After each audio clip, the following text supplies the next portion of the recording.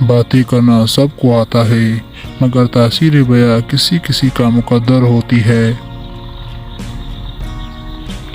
معاف کر دینے سے انسان کی اپنی روح پاک ہو جاتی ہے۔ عرش والے سے رابطہ مضبوط ہو تو فرش والے کچھ بھی نہیں بگاڑ سکتے۔ ہم تکلیف کے جس مقام پر بھی ہو، ہم سے آگے ضرور کچھ لوگ ہوں گے، انہیں دیکھ کر ہمیں شکر کی لاٹھی تام لینی چاہیے تاکہ راستہ سہولت سے کٹ سکے۔ سب سے خطرناک ناراضگی وہ ہوتی ہے جس میں آپ کبھی اس شخص پر جتاتے نہیں کہ آپ ناراض ہیں، محبت ختم ہو جاتی ہے۔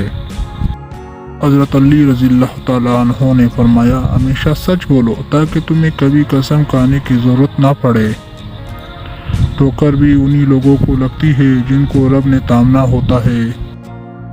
بعض خواہشات کا مر جانا ہی اچھا ہوتا ہے، کیونکہ اگر وہ نہیں مرتی تو وہ آپ کو مار دیتی ہے۔